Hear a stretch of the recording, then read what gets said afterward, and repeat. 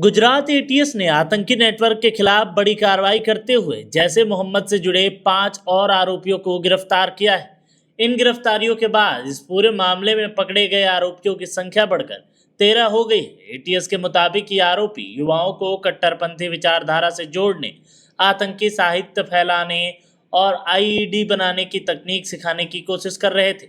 जांच के दौरान एजेंसी को जिहादी साहित्य, संदिग्ध डिजिटल सामग्री और विस्फोटक बनाने में इस्तेमाल होने वाले सामान भी मिले हैं। फिलहाल गुजरात एटीएस इस पूरे नेटवर्क की फंडिंग, आपसी संपर्क और संभावित गतिविधियों पर जांच कर रही है। एजेंसी यह भी पता लगाने की कोशिश कर रही है कि इस मॉड्यूल के तार किन किन राज्यों से जुड़े हुए हैं। अधिकारियों का कहना है कि जांच अभी जारी है और आने वाले दिनों में इस मामले में और भी गिरफ्तारियां हो सकती हैं। जो इन्वेस्टिगेशन टीम के आमीन शेरा का जब इंट्रोगेशन किया गया तो एक बड़ी चौंकाने वाली चीज़ सामने आई थी कि ये आमीन शेरा और इसके साथ का एक दूसरा ग्रुप है जिन्होंने मिलकर पिछले कुछ समय में कुछ ब्लास्ट की तैयारी की है। जब डिटेल इंट्रोगेशन किया गया तो जानने को मिला कि कुछ और भी आरोपी हैं जिनका नाम बिलाल आबिद शेरा, मोहम्मद अयूब कड़ीवाल, मोहम्मद अयूब सुनसरा, शफी रईस मुखी और मोहम्मद हसन हनीफ करड़िया, ये पांचों आरोपियों आमीन शेरा और साथ साथ में अहमद और जकरिया, इनके भी ध्यान में ये चीज़ें थी। इन लोगों ने मिलकर के ऑनलाइन शॉपिंग पोर्टल और लोकल मार्केट से कुछ केमिकल्स खरीदे थे जिनमें कि mainly potassium nitrate, sulphur, charcoal था। इनका एक फिक्स रेशियो में मिला करके गन पाउडर इनके द्वारा तैयार किया गया था।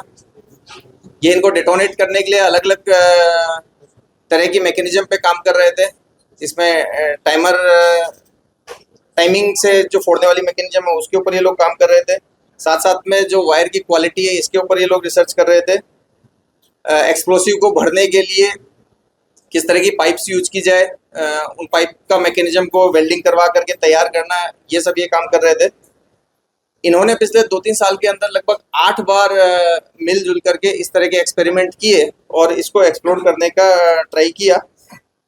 प्रैक्टिकली ये लोग एक्सप्लोसिव में एक्सपर्टीज हासिल करने की कोशिश कर रहे थे। ये जो पांचों आरोपी हैं इन लोगों को भी अरेस्ट कर लिया गया है, कोर्ट के सामने इनको प्रोड्यूस किया गया है और ये कोर्ट में लगभग इनके 8 दिन के हमें रिमांड मिले हैं। नहीं, अभी तक जितने लोगों के नाम खुले हैं उन सभी को हमने अरेस्ट कर लिया है। ये 13 लोग जिनके नाम खुले हैं, अगर इनके इंट्रोगेशन में या फर्दर इनके जो मोबाइल्स हैं उनके एनालिसिस से किसी और लोगों का नाम एज अक्यूज आता है तो उसको भी हम अरेस्ट करेंगे। बट एज ऑफ नाउ जितने लोगों के नाम खुले वो सभी हमारे कश्मीरी की आइडेंटिटी को हम प्रयास कर रहे हैं उसका नाम खोलने की।